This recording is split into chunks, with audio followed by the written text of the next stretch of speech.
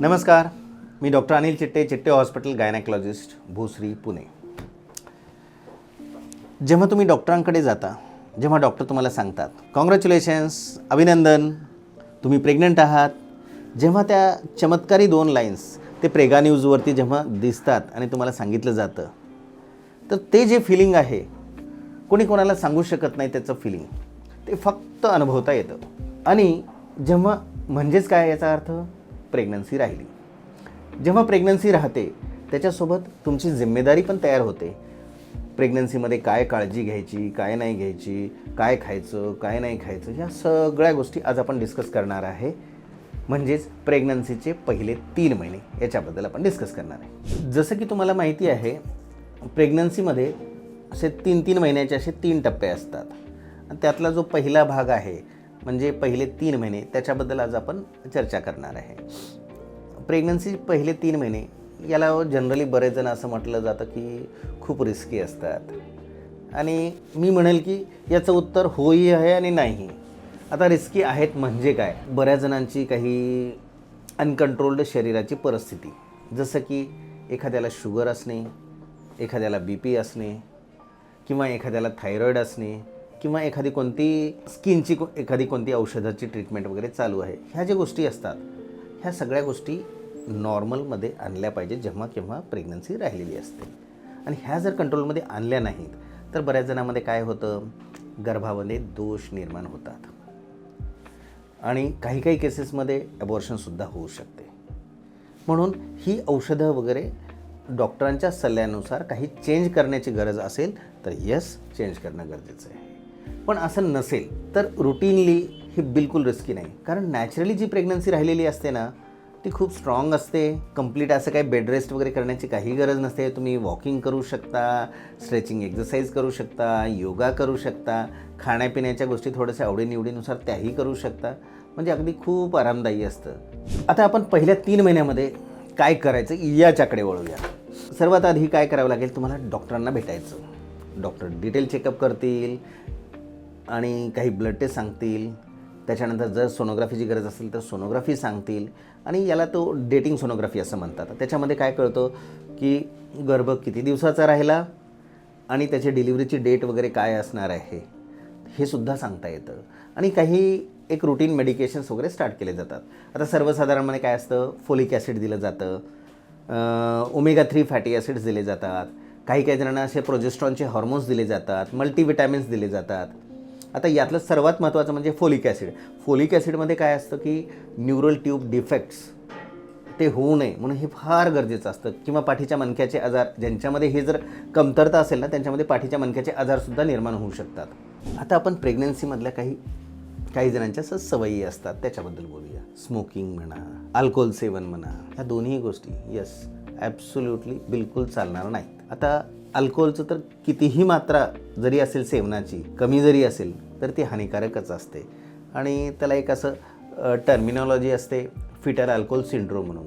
तो गर्भामध्ये तयार होऊ शकतो. त्याच्यामध्ये काय असतं की मेंटल प्रॉब्लेम्स, बिहेवियरल प्रॉब्लेम्स ह्या गोष्टी तयार होऊ शकतात. Smoking not allowed. अजून म्हटलं, आता काही जण विचारतात की कॉफी वगैरे किती घ्यायची, मला कॉफीची सवय आहे. कॉफी घेऊ शकता. त्याचं एक लिमिट आहे की 200 मिलीग्रॅम पर डे. म्हणजे मी म्हणेल की 1-2 कप कॉफी एका दिवसामध्ये चालेल. आता कसं आहे, शरीरासाठी कुठल्याही गोष्टी एक्सेसमध्ये कधीही चालत नाहीत. आता आणखीन म्हणजे काही जणांचे असं पाळीव प्राणी वगैरे पण असतात. कोणाला कुत्री किंवा मांजरं वगैरे पाळण्याचे घरामध्ये पेट्स असतात, कोणाच्या घरी पक्षी पण असतात. आता मी म्हणेल की पाळीव प्राण्यांचे जे शी काढणं जो असतो बघ, तिथं फार थोडंसं चिंताजनक काम असतं. त्याच्यामध्ये कसं असतं की काही इन्फेक्शन्स असतात, जसं की एक टॉक्झोप्लाझमोसिस म्हणून एक इन्फेक्शन असतं त्या शीमध्ये असतं. जर तुम्हाला काढायचीच असेल तर ग्लोव्ज वगैरे घालून ते काढणं. नाहीतर कसं आहे, ते टॉक्झोप्लाझमोसिस जर झाला तर त्याच्यामुळे गर्भामध्ये बर्थ डिफेक्ट्स होऊ शकतात. आणि ते जर बर्थ डिफेक्ट्स वगैरे असतील आणि काही जणांमध्ये ॲबॉर्शनसुद्धा होऊ शकतं, असं आहे. आणि ह्या सगळ्या जर गोष्टी असे पाळल्या, छोट्या गोष्टी आहेत, सगळ्या गोष्टी प्रेग्नन्सी अगदी स्मूथली जाते. आता आपण बोलूया गरोदरपणातल्या या पहिल्या 3 महिन्यामधलं खाणं पिणं वगैरे. आता प्रत्येकाचे आपले फूड हॅबिट्स वेगळे. कोणी व्हेजिटेरियन असतं, कोणी नॉन व्हेजिटेरियन असतं.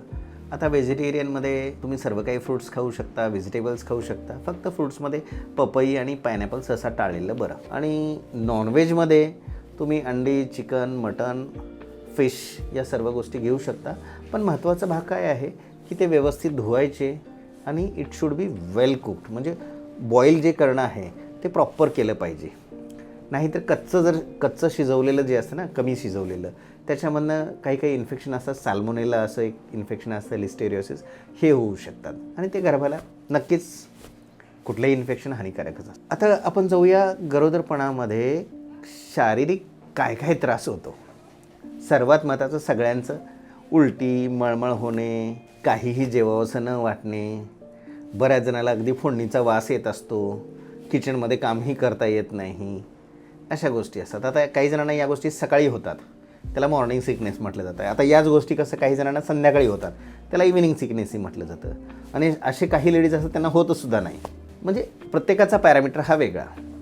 पण अगदी काही जणांमध्ये एक मेडिकली असं बोललं जातं हायपरेमेसिस ग्रॅव्हिडार्मा, अशी पण कंडिशन असते ज्याच्यामध्ये अगदी तुम्ही काहीही खाल्लं ते बाहेरच पडतं, अगदी पाणीसुद्धा पिलं ते बाहेर पडतं. आणि याच्यामुळं काय असतं की शरीरामध्ये खूप विकनेस तयार होतो, गलंगपणा येतो, चक्कर यायला लागते. अन्न काहीच नसल्यामुळे शरीरामध्ये ब्लडमध्ये कीटोन्स वाढायला लागतात आणि ती एक युरिनची टेस्ट केली तर युरिनमध्ये सुद्धा कीटोन दिसायला लागतात. ही थोडीशी कंडिशन सिरियस घ्यावी लागते, नाहीतर ते गर्भासाठी आणि पेशंटसाठी सुद्धा, म्हणजे आईसाठी चांगली गोष्ट नसते, हानिकारक.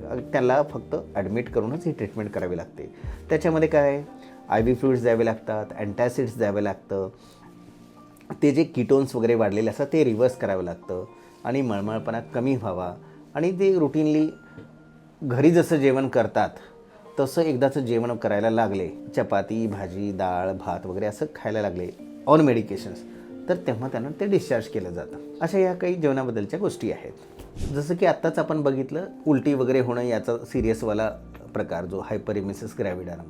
आता हे असं होऊच नये याच्यासाठी आपण काय करू शकतो, काही गोष्टी टाळायच्या. जसं की मी म्हणेल की जास्त तेलकट, जास्त तुपकट किंवा तिखट किंवा फार आंबट ह्या गोष्टी टाळायच्या. आता प्रेग्नन्सीमध्ये ॲसिडिटी तयार होत असते, हायड्रोक्लोरिक ॲसिड आपल्या स्टमकच्या तिथं तयार होण्याची एक टेंडन्सी असते प्रेग्नन्सीमध्ये, त्याला काही नाही करू शकत, इट इज बट नॅचरल. तर हे होऊ नये म्हणून आपण टाळायच्या, म्हणजे ते होणार नाही. आता घरगुती जर काही उपाय करायचे असतील काही जणांना, मी म्हणेल की जिंजर टी बनवू शकता. मार्केटमध्ये काही जिंजर लोजेन्सेस पण मिळतात, त्याही घेऊ शकता. आता हा झाला भाग आपण काय करू शकतो. किंवा काही जणांना आणखीन एक भाग असतो कॉन्स्टिपेशन, म्हणजे पोट साफ न होणे. आता पोट साफ न होणे हे अगदी होतं कशामुळे. प्रेग्नन्सीमध्ये एक बीटा एससीजी हॉर्मोन जे तयार होत असतं, ह्या हॉर्मोनचा आईच्या आतड्यावरती एक इफेक्ट असतो, ज्यामुळं ही आतड्यांचे जे स्नायू असतात ना ते रिलॅक्स होतात. त्यामुळं हा भाग कॉन्स्टिपेशनचा होत असतो. पण असं होऊ नये म्हणून काय करायचं, योग्य प्रमाणात पाणी पिणे आणि जेवणामध्ये सॅलड्स घेतले पाहिजेत. 2 काकडी किंवा 2 गाजर एका प्रत्येक जेवणामध्ये आपण घेतलं पाहिजे. हा एक भाग आहे, आपण असं करू शकतो. आता आपण बोलणार आहे प्रेग्नन्सीमध्ये पहिल्या 3 महिन्यामधले शरीरावरचे घडणारे बदल. सर्वात पहिलं आपण बोलूया, मॅक्झिमम जणांमध्ये वजन कमी होतं पहिल्या 3 महिन्यामध्ये. हे का होतं, उलटी होणं, मळमळपणा होणं हा जो भाग असतो ना त्यामुळे ते कमी होत असतं. पण सर्वसाधारणपणे वजन जे वाढणं जे आहे 4थ्या किंवा 5व्या महिन्यापासून ते वजन वाढतं आणि नंतर ते अगदी एक्सपोनेन्शियली वाढत जातं. आता शरीरावरचे अजून काही बदल, ब्रेस्टवरती स्किन, अशा काही गोष्टी असतात. आता ब्रेस्ट मोठ्या होतात, पेनफुल होतात आणि ब्रेस्टमध्ये ॲरिओलाच्या बाजूची स्किन जी आहे ती फार डार्क होते. आणखीन स्किन चेंजेसमध्ये चेहऱ्याच्या बाजूला म्हणजे डोळ्याच्या बाजूला काळवट स्किन होते, त्याला मेडिकली क्लोइझमा असं म्हटलं जातं. आणि चेहऱ्यावरती पिंपल्स येतात, मांडीच्या आतमधल्या बाजूला काळवटपणा अजून तयार होत असतो. डार्कनेस, जे स्किनचे जे चेंजेस आहेत हे प्रेग्नन्सीमध्ये होणारं जे हॉर्मोन असतं मिलॅनिन प्रोडक्शन जास्त असतं त्याच्यामुळे होतं. याला काही करायचं का, काहीच नाही करायचं. डिलिव्हरी झाली आपोआप ते निघून जातं. जस्ट डोंट डू एनिथिंग, काहीच नाही करायचं. एक्झरसाईज आपण आपल्या routinely walking, stretching exercises, yoga ह्या सगळ्या गोष्टी करू शकतो आपण. आता ओव्हरऑल मी म्हणेल की आता प्रेग्नन्सीमध्ये ह्या जे रुटीन अडचणी किंवा काही गायडन्स लागतो, ओव्हरऑल आपण हे ब्रीफमध्ये बऱ्यापैकी एक्सप्लेन केलेलं आहे. जर कोणाला अजून याच्यामध्ये अजून काही शंका असतील किंवा याच्याबद्दल पर्टिक्युलर कोणत्या गोष्टीबद्दल माहिती हवी असेल ते मला संपर्क साधू शकतात.